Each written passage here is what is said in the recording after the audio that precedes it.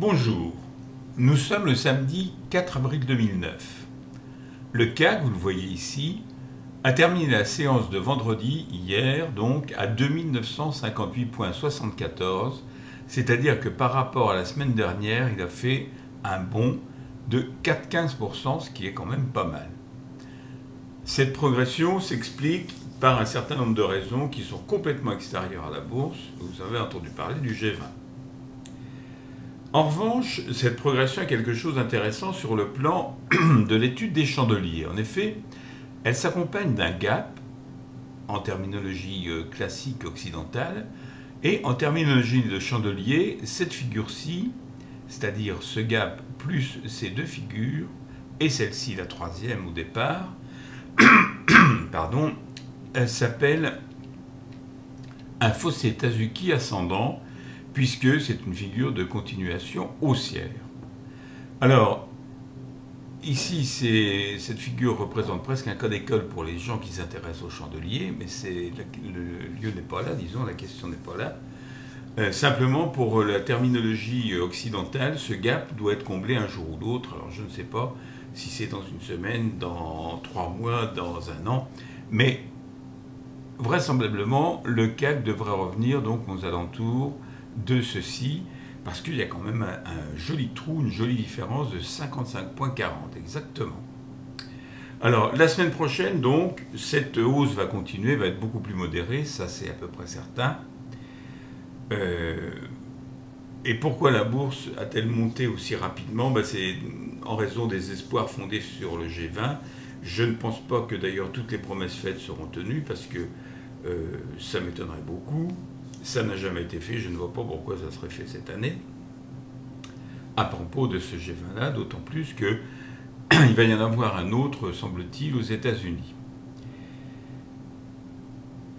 Cette séance ici de vendredi, qui est un petit peu baissière, disons par rapport au reste, indique simplement que les gens ont pris, enfin les investisseurs ont pris leurs bénéfices, mais ce n'est pas du tout un signe de repli. Je voulais vous rassurer à ce propos.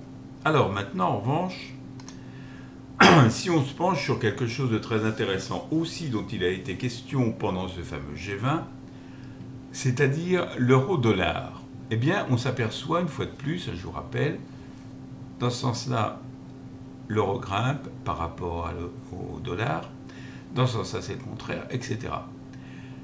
On s'aperçoit donc que, après avoir connu une période d'embellie en quelque sorte, l'euro se replie un petit peu devant le dollar, mais je ne sais pas si ça va durer, je suis même pas sûr du tout. Bon, il semblerait, dans les bruits qui courent en tout cas, il semblerait que les États-Unis se préparent à faire fonctionner leur planche à billets. C'est pas le cas en Europe, puisque la BCE a baissé un petit peu ses taux, mais d'une manière absolument ridicule. Qu'est-ce que ça donnera dans le domaine économique? Nous le verrons bien. Dernière chose dont je voulais vous parler, l'or. Alors l'or, lui, en revanche, ça c'est normal. Étant donné ce qui s'est passé dans le monde économique réel, l'or, lui, est en train de baisser. Il a baissé. Je ne désespère pas de le voir revenir à ce que je vous ai toujours dit, c'est-à-dire objectif 1000 $ en un premier temps, 1200 $ l'once en le comptant, mais pour l'instant, il en est quand même relativement loin, puisqu'il a fini à 893,30 $ l'once ici, et avec un plus haut de 904,10 $. Je vous avais indiqué la semaine dernière, je crois, que les chandeliers de mercredi, jeudi et vendredi, alors attendez que je les retrouve, voilà ici, dessinait pratiquement une étoile du soir doji, signe d'une future baisse. Et c'est effectivement ce qui s'est passé. Les cours sont finalement passés d'ailleurs en dessous de la moyenne mobile à 20 jours, moyenne mobile de Bollinger, donc automatiquement la moyenne mobile s'incline vers le bas, et puis on voit apparaître la constitution d'une ampoule qui sera peut-être baissière au début, mais dont je ne peux pas vous dire autre chose pour l'instant.